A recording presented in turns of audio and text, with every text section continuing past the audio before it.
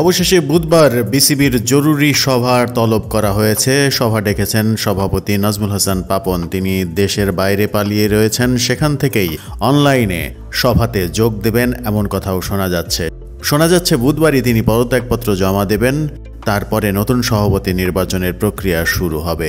এই সভাতেই নতুন সভাপতি হিসেবে কারো নাম ঘোষণা হয়ে যেতে পারে এমনটাও শোনা যাচ্ছে। সেই ক্ষেত্রে নতুন সভাপতি হওয়ার দৌড়ে এগিয়ে রয়েছেন ফারুক আহমেদ। তাকেই প্রাথমিকভাবে নির্ধারণ করা হয়েছে সভাপতি হিসেবে।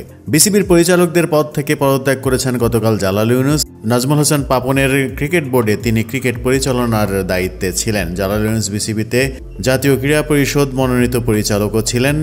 এনএসসি থেকেই তাকে পদত্যাগ করতে বলা হয়েছিল, তিনি পদত্যাগ করেছেন। এনএসসি থেকে পদত্যাগ করতে বলা হয়েছিল সংস্থাটির মনোনীত আরেক পরিচালক সাজ্জাদুল আলম ববিকেও, তিনি এখনও পদত্যাগ করেননি। এদিকে নাজমুল হাসান পাপন সভা ডেকেছেন, তিনি সেই সভাতেই পদত্যাগপত্র জমা দেবেন। এই খবরে ক্রিকেটের ভবিষ্যৎ নিয়ে এক ধরনের স্বস্তির নিঃশ্বাস ফেলা যেতেই পারে। নতুন সভাপতির প্রক্রিয়াটা কেমন হবে, কারণ নতুন সভাপতি হিসেবে যার নাম শোনা যাচ্ছে সেই ফারুক আহমেদ এখনও বোর্ডের পরিচালক নন।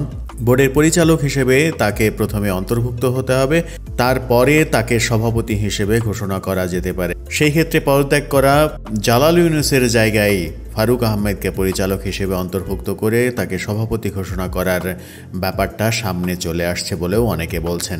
সব মিলিয়ে আগামীকাল বুধবার বাংলাদেশ ক্রিকেট বোর্ডের জন্য খুবই গুরুত্বপূর্ণ একটা দিন। এই দিনে নতুন সভাপতির আগমন এবং পুরাতন সভাপতির প্রস্থানের ঘটনা ঘটবে বলেই ধারণা করা হচ্ছে।